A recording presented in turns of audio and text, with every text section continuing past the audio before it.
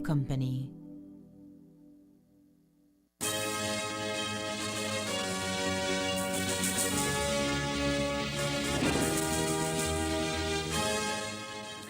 Tonight on Ctv3 News, police believe Rosalito Pacheco's killer is already dead and the motive will never be known.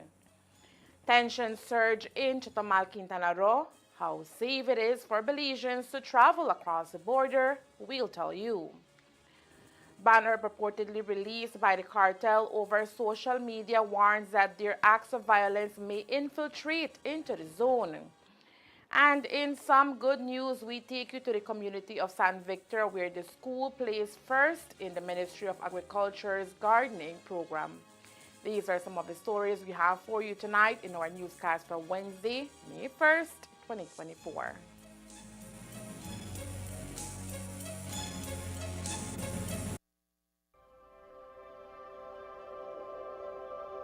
For 19 years, SMART has been the pulse of our nation. A journey of growth, innovation, resilience, and unity. From the first call that bridged distances to the data that brought us closer than ever, SMART has been there, weaving threads of connection across our beautiful land. We have been active in providing innovative solutions to enhance our customers' lifestyles. Over the years, SMART has developed and provided various services to meet customers' needs. To the dreamers, doers, and the believers, thank you for making SMART a part of your story. For 19 years of trust, loyalty, partnership, and shared experiences. As we celebrate 19 years of connecting lives and dreams, let's keep the rhythm alive. Together, let's continue to shape our future one connection at a time. Come and be a part of the SMART family, where we empower you and our country today, tomorrow, and beyond. SMART, bringing people together.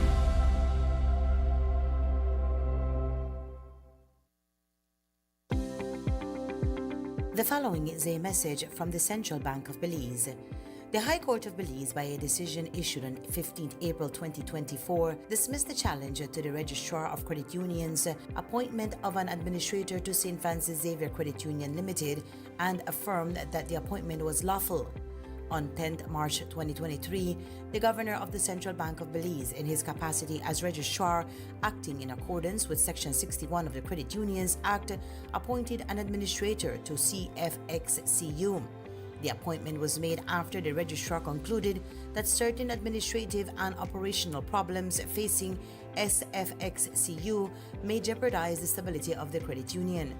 This conclusion was made following a thorough examination of the affairs of the credit union, including 2 independent investigations as well as a special examination conducted by the Registrar's Office.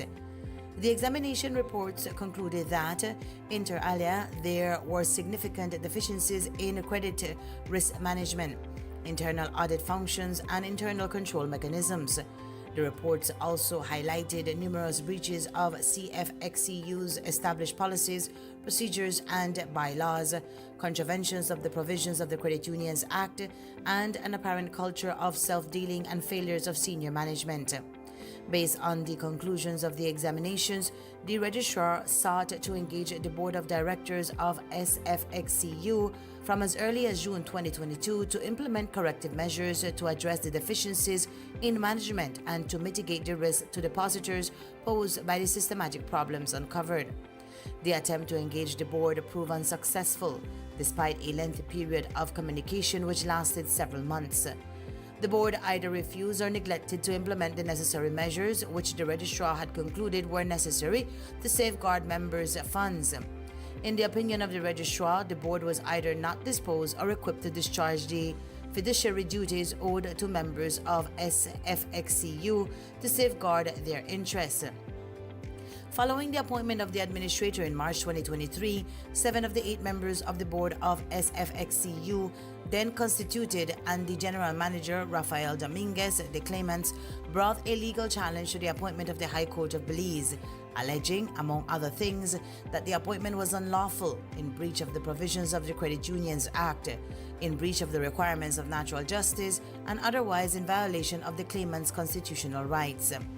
On 15 April 2024, the High Court of Belize issued a decision dismissing the challenge to the registrar's appointment of the administrator and affirming that the appointment was lawful in accordance with the provisions of the Credit Unions Act and not in violation of the principles of natural justice or the claimant's constitutional rights. The decision of the High Court vindicates the registrar's appointment of an administrator to SFXCU, and the registrar is grateful that the court saw it fit to dismiss the legal challenge to the said appointment. SFXCU currently remains under administration, and the registrar wishes to notify the public that significant steps have been taken since the appointment of the administrator to address the systematic issues which necessitated the appointment. The registrar will continue to discharge its statutory mandate to inspect, inquire into, and supervise all credit unions to safeguard the interests of members. This is a message from the Central Bank of Belize.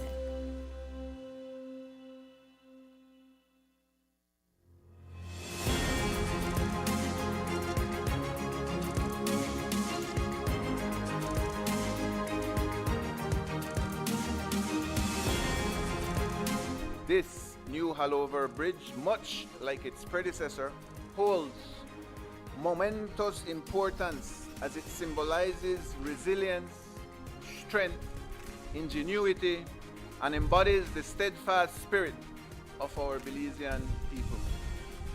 Today is a day of celebration and thanks, a day to celebrate all the hard work that went into the planning, design, and construction of this bridge. As we traverse this bridge, let us not forget the challenges that were overcome, the lessons that were learned, and the dreams that were realized. Let us not forget what was done by putting its construction in Belizean hands. In so doing, we were able to save $20 million, reducing the cost of construction from $50 million, which was proposed by the previous administration, to $30 million, and look at that remarkable structure we created.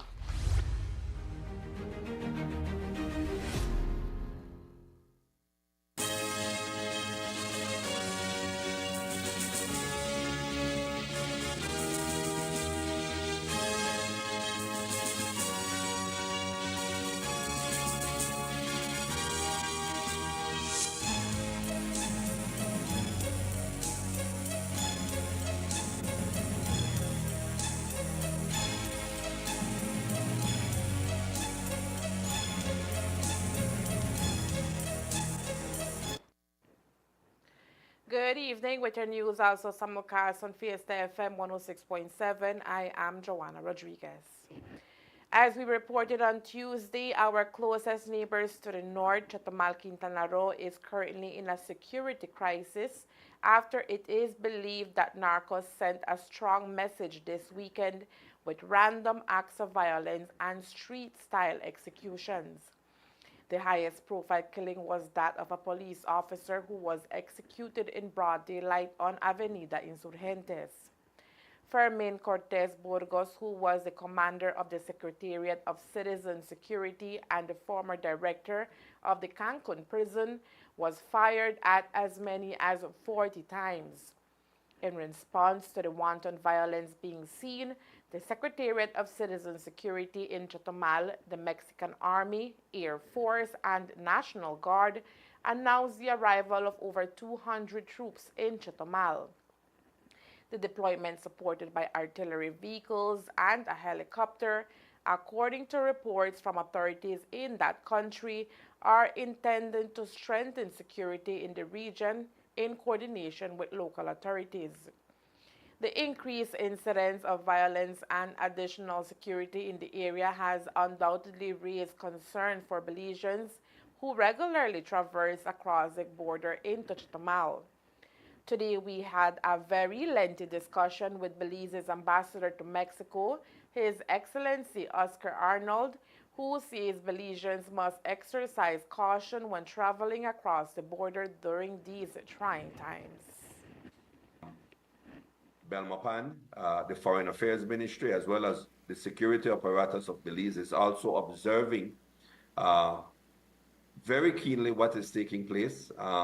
We are not in the practice of issuing travel alerts, but that is something that may change depending on the situation as it unfolds across the border.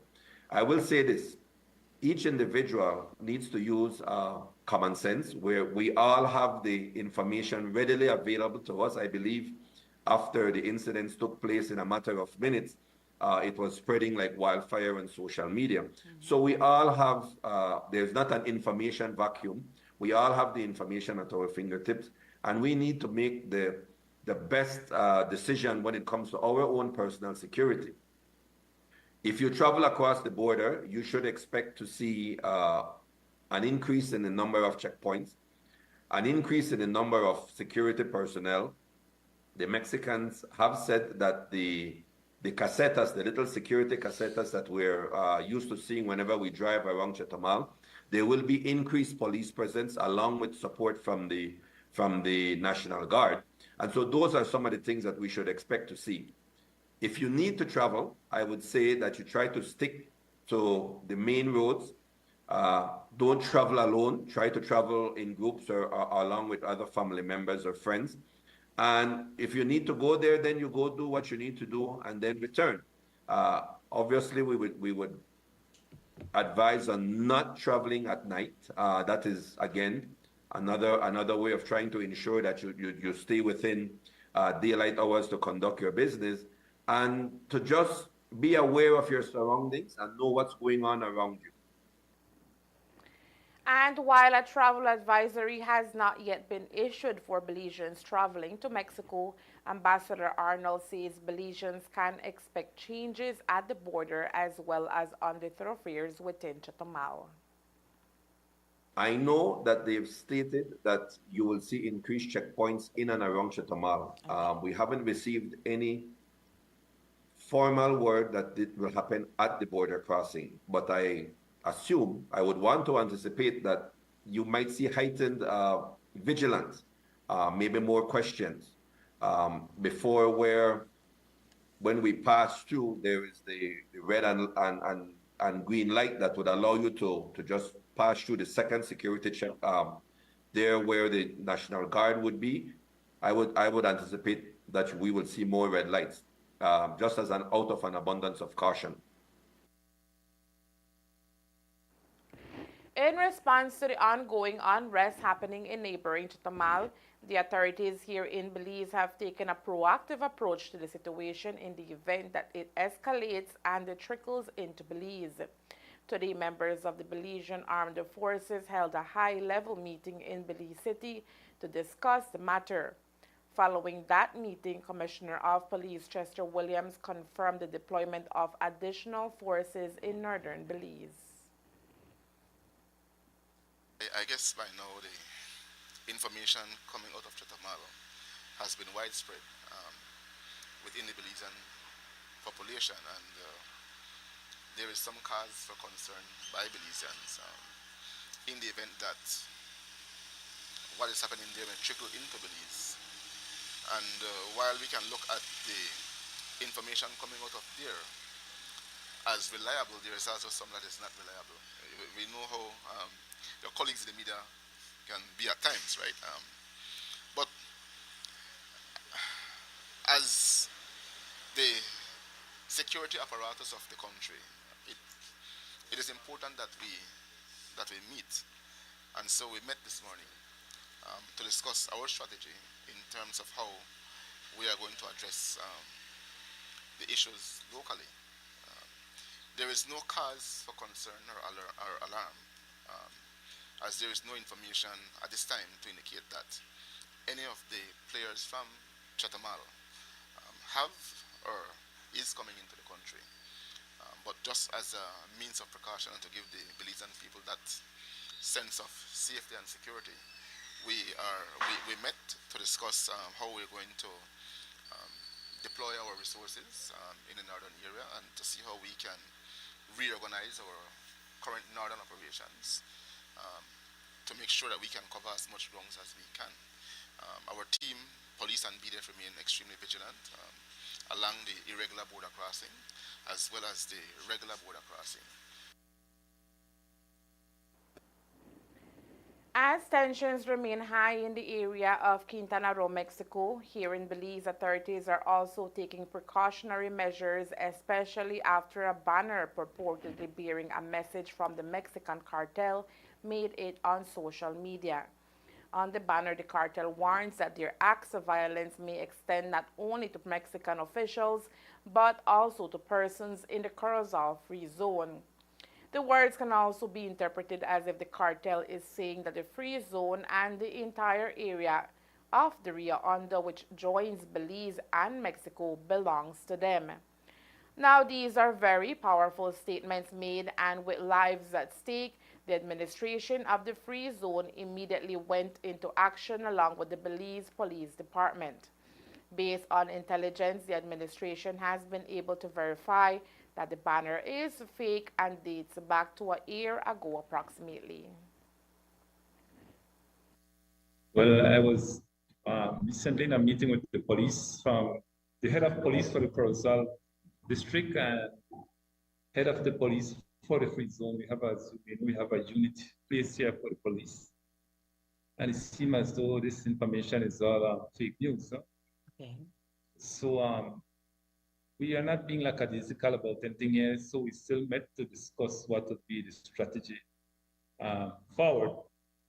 There is no reason to frighten or alarm anyone at this point in time, and we don't want to frighten away our shoppers and have the investors feeling uneasy.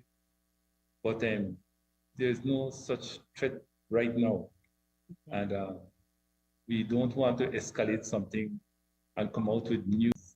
When it comes to the authenticity of the banner itself, what makes authorities believe that this is fake news, as what you mentioned? Are they working with Mexican counterparts? Would you elaborate more on that? Mr. Brown, you can step in anytime. Well, the information is based on their intelligence now, which they passed on to us. So safe to assume that they know what they're doing. As it relates to the banner cannot be identified. It hasn't been found. It originates from a source that, from the metadata of the picture, seems to be from a year ago. So because of that, we still have to take this as very, very cautious concern, because they mentioned the commercial free zone specifically. And because of our transnational movement, we are at even greater risks of becoming targets. With Mexico in the middle of an election year, Public Relations Officer at the Corozal Free Zone, Jolene Brown, says the matter just might form part of a political move. One thing that we have to keep in mind is that maybe the reason why this is coming up as much more of a concern is the recent killings in Chetumal. Right. We know at this point in time that Chetumal and the entire country of Mexico is undergoing a political process. And so there's a lot of propaganda that is being circulated to, in a way, try to suppress voters from coming out, or for trying to keep the public away from the governmental bodies, or for the public to lose confidence in the governmental bodies that exist at this point in time. And while it is business as usual at the free zone, Chairman Emil Greenidge says security has been heightened to some extent. Business as usual, but still we have heightened a little, but nothing that will cause alarm, no? Right. Just a little, just precautionary measures have been taken, tighten up little spots and so on. And in addition to that, we do from the Ministry of Home Affairs, they did comment on the Belize Defense Force since it is a matter of external affairs, they are already liaising with them so that they can have presence in this border crossing. Yeah. Okay. And finally, do you believe that what is happening in Chetumal, the crime situation, the recent execution style murder of this officer, do you see it in any way affecting the flow of Mexicans into the free zone at this time? Have numbers decreased since the execution took place? I haven't seen any changes since then. So we're hoping that whatever is happening there doesn't come over to our side. So right now, all we can do best, like I said, is kind of do some heightening of our security and keep closely with the law enforcement in the area because they have all the information. As mentioned, photographs of a warning supposedly by the cartel spread like wildfire here in Belize today. In those photographs, the cartels are reportedly warning that their acts of violence may extend not only to Mexican officials, but also to persons in the Corozal Free Zone. Despite these reports, Campo Williams says the Corozal Free Zone is completely safe and free of cartel presence. The free zone is very safe. The security of the free zone remains in place, and the police goes there now and then. We also have a team of police officers who works the free zone area, and so far all remains in order at the free zone. And with additional personnel and resources now being targeted here in the north, Campo Williams says there will also be a need for additional funding for the police department at this time. The situations on the grounds have changed in light of what is taking place in Chetumal, and so we certainly will be asking for additional funding. And again, our minister, both Minister of Home Affairs and the Minister of Defense, as well as the Prime Minister, are fully aware of what is taking place, and the Prime Minister in particular, who is the Minister of Finance, has been extremely cooperative in making sure that the security forces get the resources that they need to be able to secure our northern border. A 44-year-old electrician from San Mateo area, San Pedro town, has been formally charged with 3 counts of incest following allegations made by an 11-year-old child. Walter Estuardo Medina was arrested and charged by the police department on Wednesday following a complaint lodged on April 25, 2024. The charges involve multiple incidents, marking a serious development in what police have described as a disturbing case. The arrest came after investigations by the San Pedro police, who have been working closely with Child Protection Services to ensure the safety and well-being of the minor involved. Details of the case remain limited as it involves a minor and due to the sensitive nature of the allegations. The case has brought to light the ongoing issues of child safety and crime within the family units in Belize. Authorities have reiterated their commitment to protecting vulnerable members of the community and ensuring that justice is served. Medina is currently being held pending further legal proceedings. The police are urging anyone with additional information to come forward as they continue their investigation. Ryan Murray, a 43-year-old self-employed electrician from Calcutta Village, Corozal District, was convicted of obtaining property by deception in the Belize City Magistrates Court for swindling his own cousin, a teacher from Belize City, out of $1,200 for 2 AC units she never received. Murray, who was unrepresented, pled guilty and at the same time asked for leniency, claiming confusion and promising to repay his cousin. However, despite the guilty plea, the senior magistrate expressed skepticism regarding Murray's intention to reimburse his cousin since the incident happened months ago. Although bail was granted, the sentence will be decided upon at a hearing scheduled for May 1, 2024. Murray now faces a fine or an alternative sentence. Notably, due to the elapsed time frame, the court's compensation limit for Longsworth stands at $1,000, short of the $1,200 swindled. The incident was reported in February 2024 after Longworth's husband revealed that they haven't received the units despite the transaction in November 2023. Police apprehended Murray in Orange Walk on April 28, 2024, after an APB was issued. Coming up next, one main suspect detained for the murder of Johnny Arana. Police say his murder was drug-related. Stay tuned. Gran baile de verano, gran baile de verano. Yo a ti te comparo como una antena parabólica. Gran baile de verano en Belice se presenta desde la hermana República de El Salvador, la internacional Sonora Dinamita. La parabólica, la parabólica, la parabólica, la parabólica. La internacional Sonora Dinamita. Qué lindo es tu cucú. Tan bello tu cucú, redondito y suavecito. Viernes 3 de mayo en el People Stadium, Orange Walk, alternando con el conjunto del momento, Super Furia. Puertas abren a las 7 de la noche. Caballeros, $30 beliceños. Señoritas, $20 beliceños. Te esperamos en el Estadio del Pueblo. La internacional Sonora Dinamita y el conjunto del momento, Super Furia. No puedes faltar. One day, we decided to gather everyone who loves The Last of Us in one place. The naked and afraid fans, and well, everyone who loves realities. The ones who don't like spoilers, and the ones who do.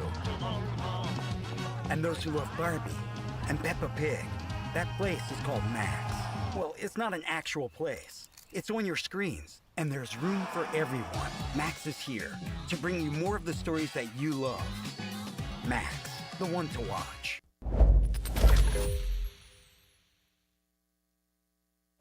Our legacy isn't how many commas we have in our bank account.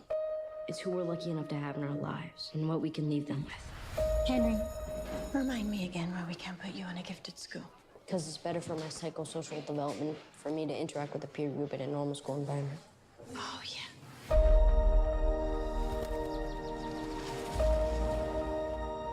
Hey, Susan? I guess I could just set you up with direct deposit if that's easier. I don't know. I'll have to ask Henry. You have to ask your 11-year-old? Did our financial statement come in the mail today? Yeah, I forgot to give it to you. I don't know how you do it all by yourself. Come on, I have Henry. Find me another male of the species who's more grown up than him. I'd like to. This story, it's about me, my brother, my mom, and the girl who lived next door. Henry and Peter, they're lucky to have you. And your father's lucky to have you too. Stepfather. You okay? I'm good. Mom, I have to tell you something, and it's very important. Christine is in trouble. When someone hurts someone else, we have to make it better. There's only one way to stop it. I'd hope to do it all myself, but that's not an option. There has to be another way to help Christina. Why there's no way to help. Mr. Sickelman is the police commissioner. I'm not going to subject him to public scrutiny without conclusive evidence.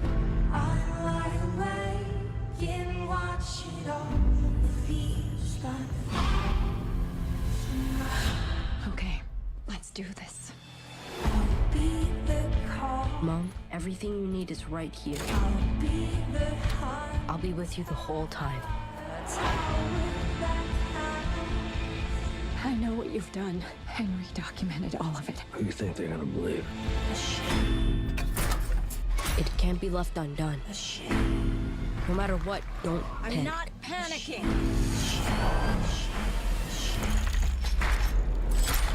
We have to make it better. To this door and wait.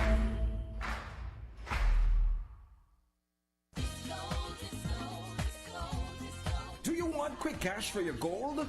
Then, take advantage of Monica's Pawn Shop's big loans on gold, and our guaranteed low rate of only 10% on all pawn jewelry. But it doesn't stop there. We also pawn TVs, buy scrap gold, and pawn vehicles that you can still drive. Visit Monica's Pawn Shop today in our Belize City location at number 128 Cemetery Road, our Belmopan location at number 5 Garden Plaza, our Orange Walk location, number 2 Belize Corozal Road. Give us a call at 207-0970 and get more money for your gold jewelry.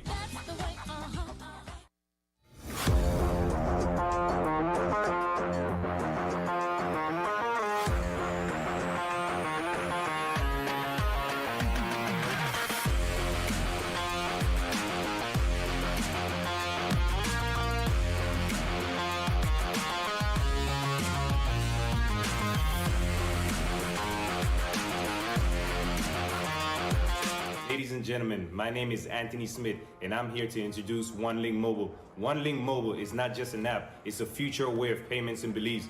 It's easy, it's fast, you can download it right now. Guys, if you don't believe me, let me pass you on to the lovely Miss Gomez, who can tell you a little bit more about the app. Thank you for the introduction.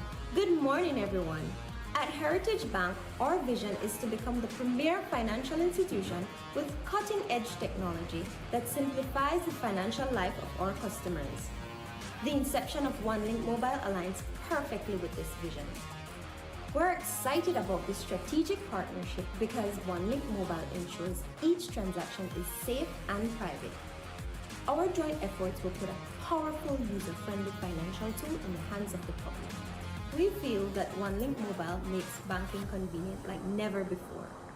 By linking your debit or credit card, you can make payments to merchants and other OneLink users anywhere. Thank you for your time. Back to you, Anthony. Thank you, Miss Gomez, for those great insights about OneLink Mobile. Now I want to pass you on to Mr. Sydney, who's an entrepreneur that's been using the OneLink Mobile. Good day, everyone. My name is Sidney Perafit. I'm a licensed tour guide and also a construction consultant, among other things. And I want to tell you about OneLink Mobile. It is going to be a cash app that is going to revolutionize the way we make payments here in Belize. You can receive payments from abroad with just a click. So no longer do you have to wait for deposits. When you're booking tours, clients can pay you from their home. Also, in every other aspect, locally, you can make payments to each other face to face from the comfort of your own home. No longer do you have to transact with cash, worry about money wiring, etc. All of this is going to be in the palm of your hand. OneLink is going to revolutionize the way we do payments here. All right, back to you, Anthony. Thank you very much, Mr. Sydney. Guys, if you don't have OneLink Mobile, get it right now, guys. It's free. You can download it right now. It's going to change the way how you pay in Belize. It's the future of Belize, guys.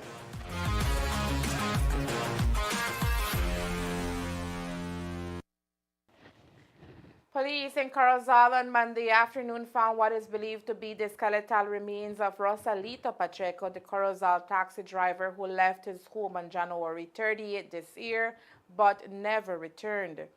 The discovery was made about a quarter mile from the quiet community of Consejo. Officers were able to retrieve the remains along with some items, including a green polo shirt, black long pants, brown belt, a pair of black shoes, and socks from a shallow grave. Pacheco's 58-year-old common-law wife and daughter identified the time as his. But who killed Pacheco and why? Police suspect it's 39-year-old Cruz Castillo, who was interrogated by cops after Pacheco's disappearance but was later released. But Castillo can no longer be detained or investigated because he is dead. He was fatally shot by police after allegedly murdering one Shane Beiser and fleeing to rural Belize. This means that cops will never be 100% sure about how Pacheco was killed and why. Were the police able to determine whether or not Cruz Castillo was indeed the person responsible for his death? From all indications we have gathered, yes, he was responsible. And so, since Mr. Castillo is dead, that case in that sense, that's the justice that the family receives. But what happens to the, or what happened to the persons found with the cab? Do you investigate further how they came into possession of the cab? Yes, that was a part of our investigation. We have also gathered that information, and that matter is before the court. Cops are already investigating the execution-style murder of Johnny Arana, which occurred near the entrance of the village of Consejo in the Corozal district. The father of one was fumigating his yard next to his fenced residence at around 5 p.m. last Thursday when he came face to face with his killer. The 29-year-old Consejo native was shot by a lone gunman that emerged from some nearby bushes, who released a hail of bullets at him. Some 8 bullets penetrated Arana's body, and at the scene of the crime, cops found some 13 expended shells. Today, Commissioner of Police Chester Williams told the media what police have been able to unearth so far in this latest homicide. The murder in Consejo, Johnny Arana, was his death, I think we understand it's narco-related, but can you confirm this? And is it related somehow to any of the situations that are happening in Chetumal right now? We know that it has a lot to do with the issue of drug distribution in Corozal. We can't say if it is narco-related. We believe that those persons who executed that murder are from Belize, and we're looking for them. Post Arana's murder, a number of persons were detained for questioning. However, police are uncertain who the trigger man is tonight. This homicide has Corozal police on high alert. Security concerns for Belizeans traveling across the border to Chetumal is of top priority for Belizean authorities at this time. Belize's ambassador to Mexico, His Excellency Oscar Arnold, however, today also shared some of the most common issues Belizeans face when traversing through Mexico. In recent times, Ambassador Arnold says there have been a number of cases of Belizeans being detained in Mexico for not having proper documentation. This matter, according to Arnold, can see you being detained by authorities in that country for several days, and so Belizeans should follow all regulations when crossing the border into Mexico. Embassy and the honorary consulate in Quintana Roo has been dealing with an increase in cases of Belizean nationals who cross without checking in formally at immigration on the Mexican side. And so we've seen an uptick, an increase in the number of individuals who are held in immigration detention facilities and are processed and then released across the border, as well as an increase in the number of individuals who have been held at the Tijuana airport. As you know, Tijuana is one of those border towns with the U.S. That is known for the illegal crossing from Mexico to the U.S. Over this year alone, in the first 4 months, we've had about maybe 28 cases that we've had to deal with, specifically coming from that area. But we also have other incidents right there in Quintana Roo, a few in Yucatan, where when they come up to a checkpoint and they ask them for their immigration stamp and the bottom of the FM2 form, they don't have it because they did not, either want to wait in line at the border, 2, just decided that they would cross maybe for the day, or 3, even crossed in the illegal crossing areas. What the Mexicans have been doing is that they've been setting up checkpoints along the road farther into Chetumal and on the way to Cancun. And many of our nationals, lamentably, have been caught up in this operation. If you are caught up in this situation, Ambassador Arnold explains that there is a lengthy process which the embassy needs to follow to ensure one's release. The process is that we are informed by Mexican immigration authorities that we have someone who claims to have Belizean nationality in our detention facilities. So the first thing we need to do is we need to ascertain, we need to make sure that the individual does have Belizean nationality. If they don't, obviously our embassy and our consulates around Mexico cannot do anything to assist them. Many times, individuals who are headed to the U.S.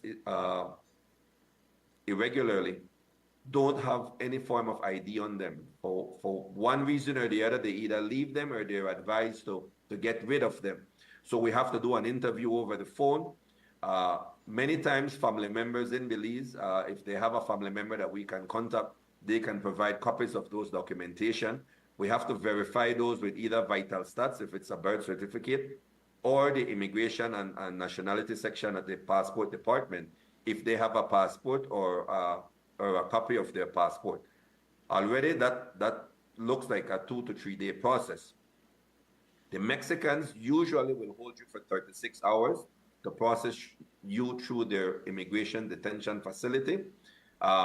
If you're caught further in Mexican territory, the process is they would process you through the system. They would transfer you to Villahermosa, which is a little bit closer to the border with Belize, and from Villahermosa you will be transported to the Chetumal Belize border for repatriation back to Belize.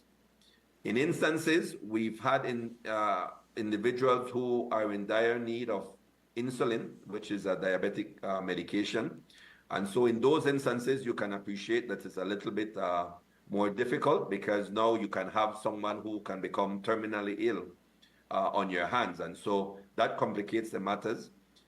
Understanding that for us, we are dealing with a number that is manageable, but for the Mexican authorities, we have Salvadorians, we have Nicaraguans, we have Guatemalans, we have Honduranians, we have people coming all the way from South America. So they're dealing with tens of thousands of illegal immigrants, and it complicates the matters for them. And if Belizeans are caught up in that process, sometimes getting service to them takes longer than it should. Another common issue Belizeans face in Mexico, according to Ambassador Arnold, is that of car dealers being targeted and robbed as they make their way from the U.S. to Belize through Mexican territory. When we look at what the U.S. State Department does, they issue warnings, and there's only 6 states that they have a do not travel warning, and that is Colima State, Guerrero State, Michoacan State, Sinaloa State, Tamaulipas, and Zacatecas. Of interest is that for car dealers or people who are traveling back home from the U.S., the McAllen border crossing is the one that is used, I'd say maybe 90% of the time. And the border crossing with McAllen is in Tamaulipas State, which is one of the states that the U.S. State Department has a no travel ban on for their citizens. Tamaulipas is also one of those states that we see quite a bit of activity when it comes to narco, human trafficking, and that sort of stuff. And so it is a very dangerous state to travel. But because that is the closest border crossing, I guess, to getting to Belize, that is the one that is used. And so traveling through that state is usually very onerous, and that is where many of the robberies have taken place to people who deal who are car dealers or who are coming home. We've had a few through Veracruz, but those were more accidents that we've been able to deal with. We have an honorary consul in Veracruz who is also very good, and she has been helping with those. But really, it's not the same as it was 5 or 10 years ago. So we also would encourage Belizeans to exercise caution. We're talking about 3,000 to 4,000 kilometers that must be traveled when you cross from McAllen to Belize. So it's a very wide area. And so we would advise everyone to exercise caution, to let a family member or someone know when you're traveling, and to check in periodically, so that if a couple of hours pass that you haven't checked in, at least they know that an hour ago you were at this position, and now we can try to contact the authorities and narrow the area in which we can search. Because if we have to search the entire route, obviously resources then becomes an issue. To minimize the chances of this happening to you, Ambassador Arnold today shared a few tips that you can follow when traveling through Mexico to ensure that you remain as safe as possible. If this is your business, if this is how you make your livelihood, there's many ways to remain in touch. Obviously, you can activate roaming on your cell phone, or you can purchase a Mexican chip where you can then make calls not only locally, but you can also have access to data pretty much almost the entire route. There are also GPS trackers that you can buy that you can allow your family to know, to see the journey along the way and to know what if you've stopped at a point longer than you should have, or if you've diverted and that sort of thing. So a couple of advice. One, stay on the toll roads. Those are usually a little bit safer and they have more frequent patrols from state and municipal police authorities. Sometimes what we found is that people have deviated to avoid the cost of the tolls, and that is when they've run into quite a bit of trouble. The embassy has a hotline number that is accessible 24 hours. There is someone there that will answer and take your information. We've gotten calls at 3 a.m. of individuals who were trying to get to the US and were left in the desert to die. And we've worked with Mexican authorities, and by maybe 10 in the morning, they were found alive and were given assistance. And so that hotline number is very important. We can get the details. Mexico City is almost in the center of Mexico, but we do have connections. We do have contact numbers for immigration authorities, for police, state officials that we can contact, who can then try to put some resources to work to try to find our nationals. Belize has a great relationship with Mexico. I'm thankful that we've been able to deepen that relationship and solidify it. And so many times when we call as an embassy, we are given some priority when it is that we're asking for assistance. Last night, we told you about the issues being faced by the Belize Electricity Limited, BEL, as it has been plunged into an energy crisis with not enough power to supply Belize's energy needs. During a press conference on Tuesday, BEL explained that as Mexico's CFE could not supply them power for Monday night due to high demand in Mexico, it began load shedding, meaning the lights were cut out to certain communities because BL simply did not have enough power to keep everybody's lights on. The problem was also aggravated as the West Lake generator is being upgraded, leaving BL with insufficient power. This situation, according to BL, has once more raised the need for Belize to secure its own power supply. And the last year, our board made a decision that we have to deploy generation resources. BEL is not responsible for the procurement regulations. BEL tells the regulator what our forecast is, and then they are supposed to go and open up the market to attract those investments, right? But we haven't seen that since 2014, right? In 2013, there was an RFP for 70 megawatts of generation, new generation. We only managed to finalize 8 megawatts. So since then, we haven't added any new generation, right? And our demand has been growing. So here we are. Last year, we said we will have to invest in generation because at the end of the day, those are our customers and we need to be responsible to guarantee their supply.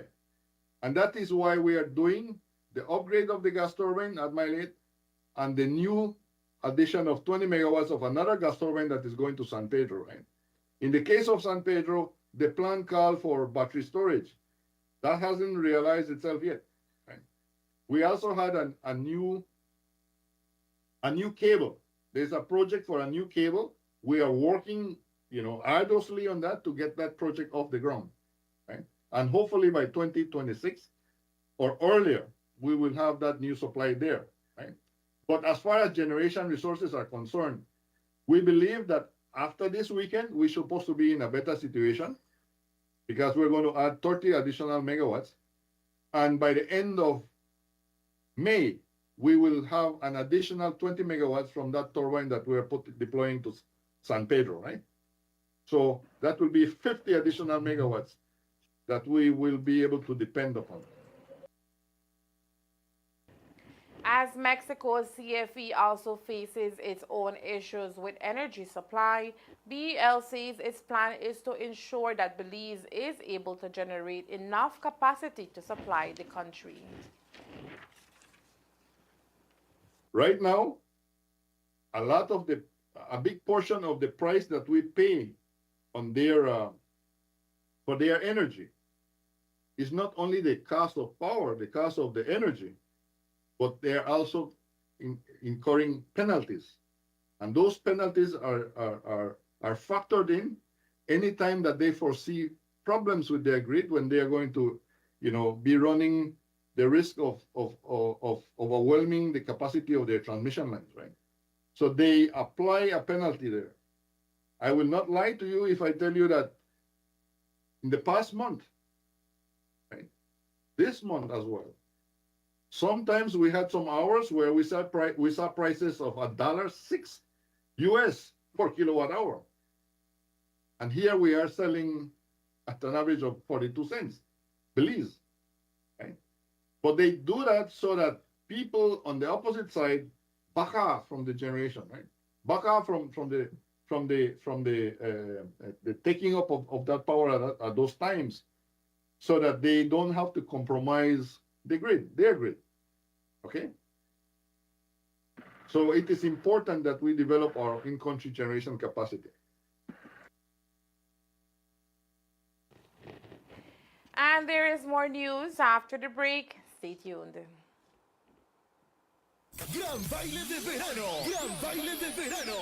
Yo a ti te comparo como una antena parabólica. Gran baile de verano. En Belice se presenta desde la hermana República de El Salvador, la internacional Sonora Dinamita. La parabólica, la parabólica, la parabólica, la parabólica. La internacional Sonora Dinamita. Qué lindo es tu cucú, tan bello tu cucú, redondito y suavecito.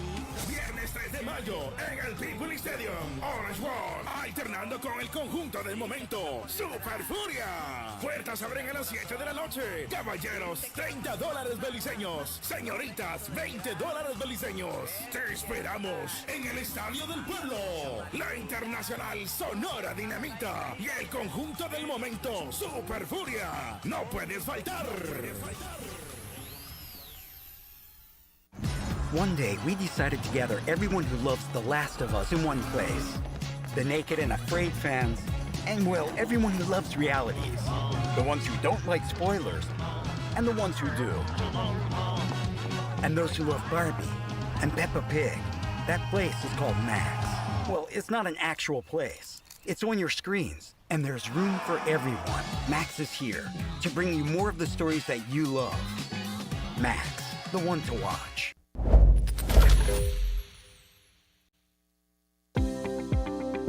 Comunicado de prensa. El Tribunal Supremo confirma el nombramiento del Banco Central de un administrador para la St. Francis Xavier Credit Union Limited, Ciudad de Belice, 16 de abril 2024.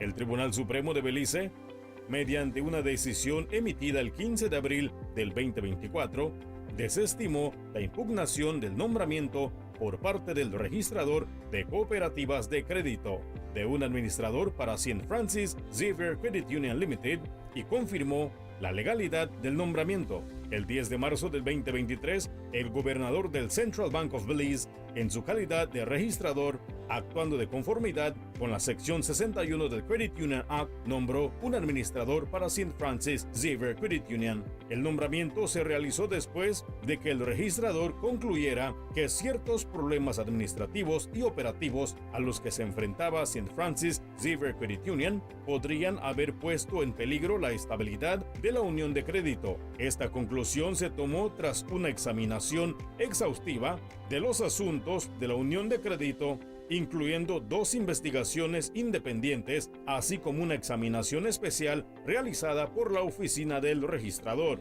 Los informes de la examinación concluyeron, entre otras cosas, que existían deficiencias significativas en la gestión del registro de crédito, las funciones de auditoría interna y los mecanismos del control interno.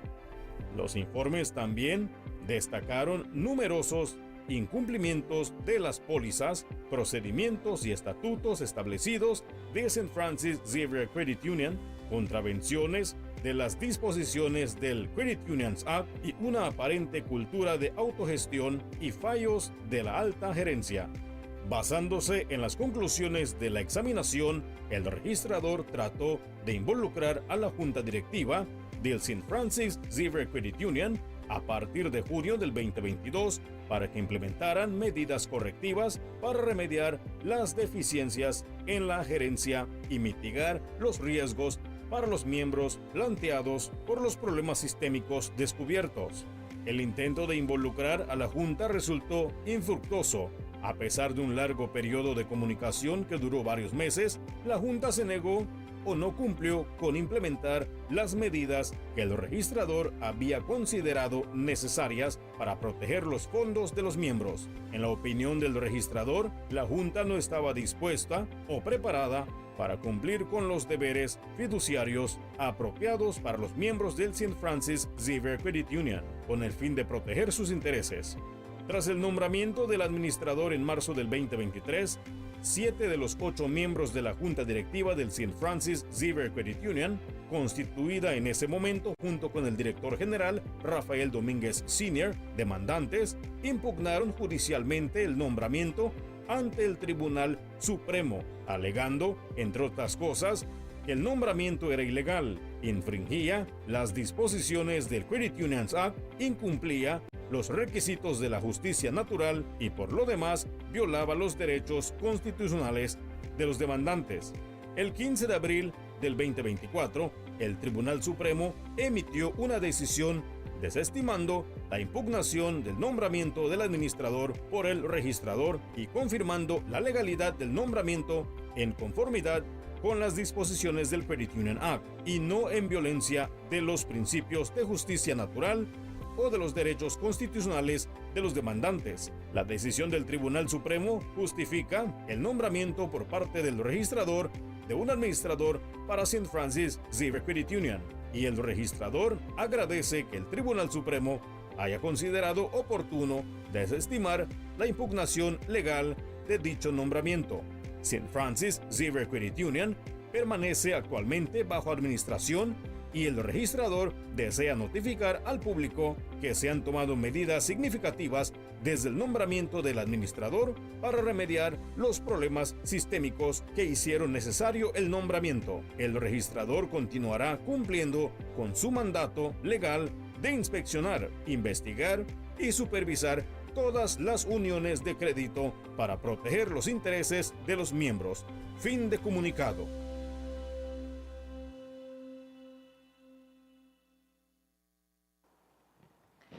The Ministry of Agriculture, Food Security and Enterprise launched a primary and a secondary vocational school garden competition a few weeks ago in line with the National Agriculture and Trade Show. The intent was to zest the interest of students, teachers, and the community at large to engage in healthy living through agriculture.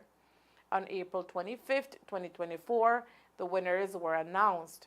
In Corozal, the San Victor RC School won the primary school level. Our team traveled to San Victor, and here is that story. 12 schools from across Belize entered the Ministry of Agriculture, Food Security and Enterprise primary and secondary vocational school garden competition. At the end of the scoring, San Victor RC School, located at the west of the Corozal district, secured first place for the primary school level. Their hard work is shown in the enriching greens of their garden, including the design, maintenance, and produce quality of their soil work. 2 Standard 6 students gave us a quick tour. Over this side, we have medicinal plants. Altogether, we have 22 medicinal plants. So I can name some for you. That is carancheo, the goose foot, leaf of life, the mint, bitter gourd, aloe vera, also known as the savile, the lemongrass, spearmint, and over here we say hierba buena, and the snake plant. Overall, we have 22 crops. Over here, we have the century plant. The century plant is used to like decorations for your house or something that you want a plant that is beautiful for your house, the century plant is a good option.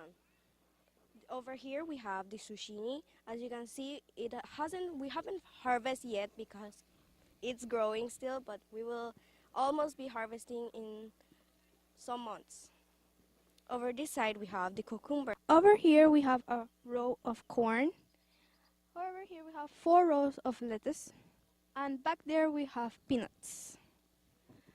In those little trunks that you see there, we have radish, cilantro. And back there we have some okra. Over here we have pineapple. Back there we have a papaya tree and habanero too. It is without a doubt that the garden competition became a pivotal platform for schools to underscore how important agriculture can be in securing sustainability in a growing Belize.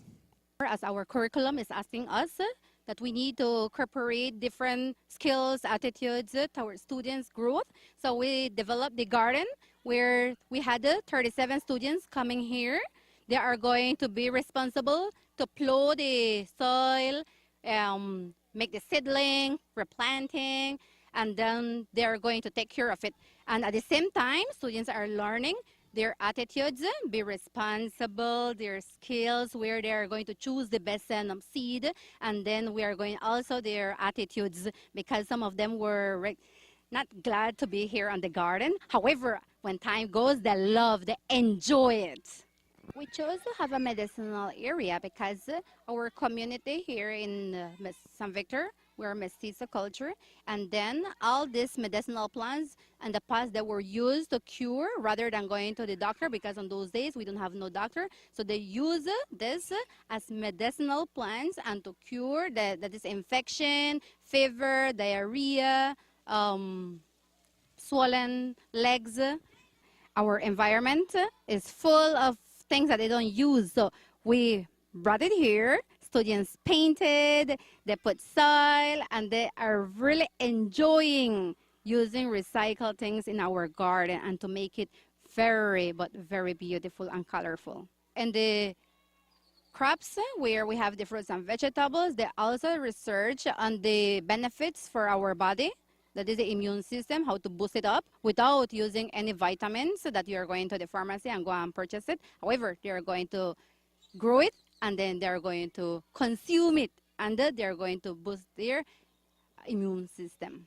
We have a snack bar. Everything that we grow here, we produce, we use it in the garden. As for break time, we are going to have pepino loco, which they enjoy. That is the cucumber. We have the watermelon, the melon, and then we also did the boiled corn with cream, which is very, very nice, and they really enjoy it for their break time.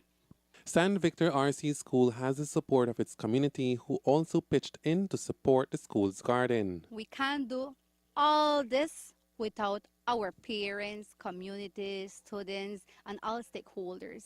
I just want to say 1,000 thanks, thousand thanks to all of them who came here and gave us a hand.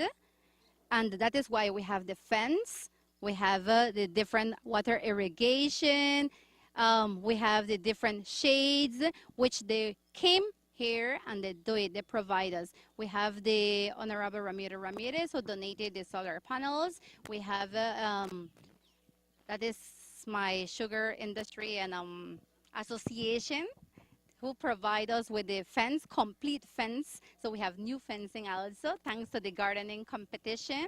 We also have donations from NDAC, where they provide us all the seedling. In essence, learning about nutrition, healthy eating, and environmental sustainability is now a practical and hands-on experience for the students of the San Victor RC School. For teacher Sanaida Urbina, who is in charge of the gardening program, dedication secured the win. I was in my lesson on a Friday, 11 o'clock, and then I received a call, and he says, who is it? It's Mr. Emilio. Great news for San Victor RC. Well, yes, sir. I'm just waiting, and then say, "You are the winner," and all the school listen to my voice and say, "We are the winner, kids. We are the winner," and everybody, every single body was crying, but with I can express the feeling that we got when they say that we won the competition. I just want to say to the community, thank you so much for your help, students, parents, teachers, administrators, even the stakeholders outside that were anxiously waiting for the news to know that if we won.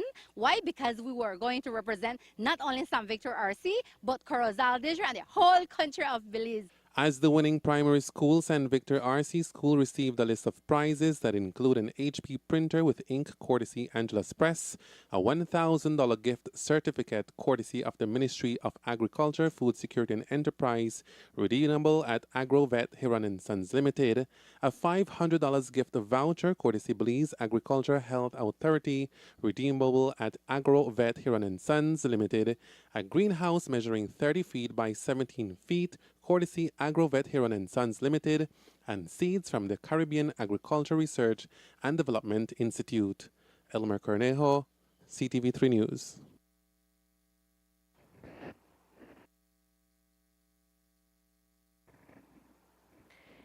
There has been talks for several months about the possibility of the Tren Maya, a train track from Palenque to Chetumal crossing southeastern Mexico, being extended into Belize. Back in 2022, Prime Minister John Briceño announced that an economic study by the Central American Bank for Economic Integration had begun on the project to ensure its feasibility. Great potential benefits have been attributed to the project in areas of tourism and trade by improving connection between both countries. Recent discussions surrounding the project, according to Belize's ambassador to Mexico, Oscar Arnold, is to secure a train station at Belize's border crossing, which would exponentially expand the benefits to our country. The government of Belize has been having discussion with the government of Mexico in trying to see if we can get a train station at the border crossing. There obviously is space there. The government of Mexico is receptive to it, but they're also looking at the topography of the area. It's a bit swampy, so that would increase the level of construction that would need to take place.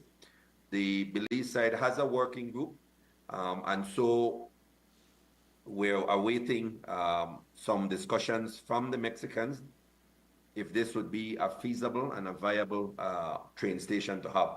Obviously, it would be for something for down the road. You would be building it now so that you can absorb the increase in tourism that the entire south of Quintana Roo will receive. Last year, I believe Cancun Airport saw 4 million plus passengers that came through. There's the new airport in Tulum. There will be the expansion of the Chetumal Airport, which lies within the medium to long-term plan of Mexican tourism to open up Bacalar to far more tourists. And so obviously that would provide some opportunities for us here in Belize as well across the border. So it's a very exciting time. Those discussions continue.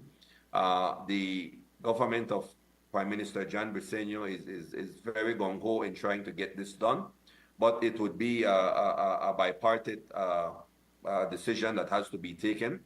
Obviously, Belize is also looking to see what investment we can find to put into that project as well. It would be maybe a private-public partnership type sort of thing, but it's very exciting because it would be not only to transport passengers, but also for the transportation of cargo. And that's the news. We invite you to join us for another newscast on Thursday, May 2nd here on Ctv3 and Fiesta FM 106.7. Remember that to read a text version of the news, you can visit our website at ctv3belizenews.com. You can also log on to our Facebook page for current stories at facebook.com, Ctv3 Belize News, or our YouTube channel at Ctv3 News BZ. Remember to wash your hands and remain safe. From all of us here at Ctv3 News, thank you for watching and listening. Good night.